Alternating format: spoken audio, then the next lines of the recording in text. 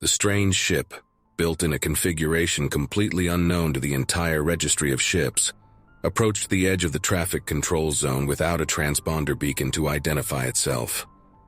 Ugly, brutalesque, clumsy, primitive, it carried none of the elegance and finesse of modern ships and harkened to an age long since dead when the last of the primitive species gained their ascension into the interstellar community, nearly 7,000 cycles ago. It responded to no hails using the standard channels and formats. "Sir, we may have a problem here, but I am not sure of what type." The traffic controller on duty approached the control console. "Well, what is it?" "This ship, sir." The traffic tracking officer indicated the holographic display with a flick of one of its tentacles. "It's not responding to any hails, and it is not broadcasting a transponder signal. And it's not on any schedule." "Well, that is a conundrum, isn't it? Any evidence of weapons, defensive or otherwise?" "No, sir.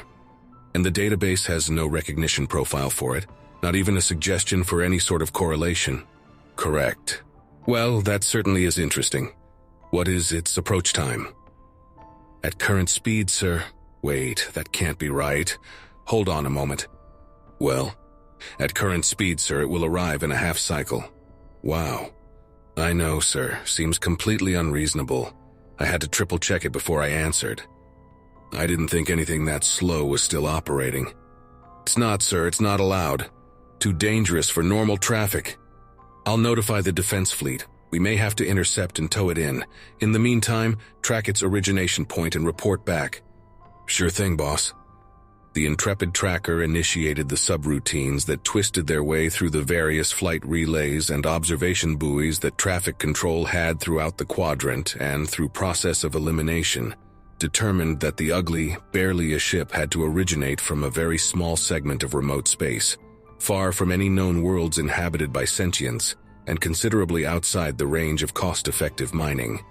The tracker engaged a survey scan to examine all records of those systems to see if there were any worlds that had been surveyed, but never significantly studied. The query ran. The query ran some more. The tracker's shift ended and it left work, leaving a small slip of paper taped to the console that read, "Do not touch. Important search query in progress." The tracker's evening was pleasant. It conveyed the fascinating anomalous ship it had found to its mate over their evening meal, and they relaxed to an evening of an immersive holo of the largest nature-preserved planet in the Federation. The following morning, the tracker was shocked to find that the query, while still running, had not yet yielded any information on the region despite searching through 57 million cycles worth of survey logs. Mid-shift was nearly upon the tracker when the console went ding and yielded a result. The tracker, eager to see what the truly ancient records had found, stared in horror as it reviewed the survey results of the little blue and green world. Monsters, huge monsters, behemoths of immense power and agility roamed the surface of this remote world, creatures the likes of which were rarely found in all the galaxy, and which, in every single instance where they evolved, were unstoppable masses of violence which served only to perpetuate the isolation of their homeworld from any colonization. Any efforts to tame worlds with monsters such as these had been doomed. The only sentients that ever went to those worlds sought adventure and excitement. About half of them never returned. This world was covered in such monsters, both on land and in the seas. And this world had to be the origin point for the ship, as there are no other worlds anywhere in that sector that could have been the origination point. Sir. Yes? I figured out what world that ship had to come from. Oh, yes, look. The urgency of the exchange drew all of the other members of the traffic control shift to watch the holographic display of the giants. They watched the catalog data from the survey craft which had captured the data. They watched as the ancient dialect that the data was captured in was transcribed by the computer into the modern vernacular for their comprehension. That ship came from that world? Yes. By Gresmium's rake, we are in a lot of trouble. The bridge of the Endeavor is a cramped space. Nothing on the ship is built for luxury. Nothing is built for anything other than the most basic functionality. The captain, sitting in his chair, was the first to notice the three lights that appeared to be changing amidst the field of stars. "What are those?" he asked. Unsure, sir, but they are getting larger, so they're probably moving directly at us. Is the ship in danger? Unknown, sir. Figure it out. In the meantime, I think this is a good time to have an impact drill. The captain initiated the process that dragged all hands out of their current tasks and forced everyone to prepare for micrometeorites to shred parts of the hull.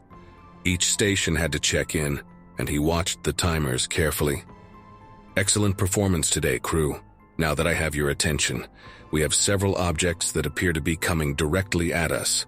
We have yet to determine what they are, how fast they're going, and if we are in any danger. This is the most exciting moment we have yet had on our journey, so I encourage you all to look out the nearest viewpoint or at the nearest forward-facing monitor at your earliest off-duty moment. And with that, the excitement of the moment died back down into the background of the normal ship's operations as the radar operator tracked the objects. Sir, they're superluminal. What? That's what I am seeing, sir. That's impossible. I know, sir, but that's what the data says. How can we detect them then? Well, sir, all I can say is that we are seeing where they were when the radar last touched them. That means that they can't possibly be there now. See, they're not moving continuously, they're skipping, which means they are moving faster than our detection can maintain. Holy hell, Lieutenant. When are they going to get here? I don't know, sir, but it could be. Sir, I have transmission. On what band? All of them, sir, all of them. Reply. Send them the greeting that the geeks back home prepared. Sir, they're no longer superluminal. In fact, sir, they've turned around and are in what I would consider an escort formation. I hope they don't think we're hostile. Unknown ship, identify yourself. Good, just repeat that on loop until they reply. And if there is even the slightest indicator of weapons, blow them out of my sky. Yes, sir. We have detected a beam of some sort coming from their vessel, sir. What type? Unknown, sir, but it's in the EMF band. Too weak to damage anything, so it is clearly not a weapon. A sensory beam of some sort? Unknown, sir, perhaps. Ignore it. Slow to match their speed. Aye. What is their speed? Sir, 0.97 C. What? 0.97 C, sir. We're expected to slow to that? Dropping below the C barrier for long flight times raises havoc with ship systems. Yes, sir, and it's not going to be terribly comfortable for us either. Orders are orders, relay to the others. The trio of ships slowed to match the speed of the unknown vessel and reoriented their direction accordingly. Sir, I have a reply from the vessel. Load it up. Sir, it's nonsense, it's not in any known language. Run it through the language processor. Already started, sir. UES Endeavor. I am Squad Captain Quixialium. My squadron has been sent to escort you to our nearest traffic control point as you are a hazard to interstellar traffic. Are you able to attain the minimum safe transport speed of 5C? Squad Captain Quixialium. I am Captain Wolfhagen. I appreciate your restraint in approaching our quaint vessel. We are unable to achieve any greater speed than our current speed. Our mission is to a star we have designated as PX-48-0M7. The midpoint of mission's outward journey is in approximately 3 weeks, at which point we will cut our engines and turn our ship around to fire the engines in deceleration for the remainder of our journey. Please advise if this is a problem. Captain Wolfhagen, this is a problem. This will create a travel hazard for an unacceptable period of time to the greater transit system.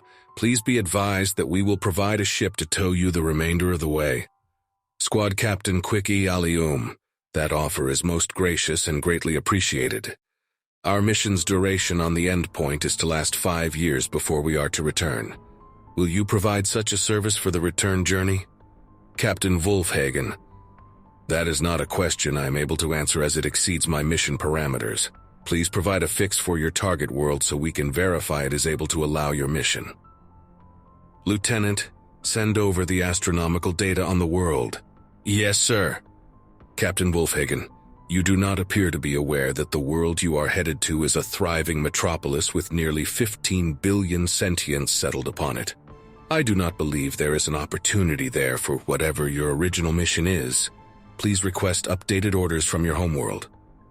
Squad Captain Quixialium, such a request and the answer would take 115 years to arrive here.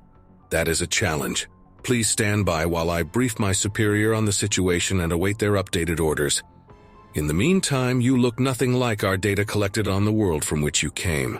Can you apprise us of your history? What did you expect us to be? The view screen on the bridge of the Endeavour switches to show a montage of dinosaurs in their natural habitats in primordial Earth. Holy shit, that's a Stegosaurus! Gasped someone on the bridge. Ah, I hear you are familiar with these creatures. We held great concern that your vessel was filled with such. No, sir, we haven't had to worry about the likes of anything on that screen for a long time. They're all extinct now. The screen immediately went dead. Sir, is that a problem?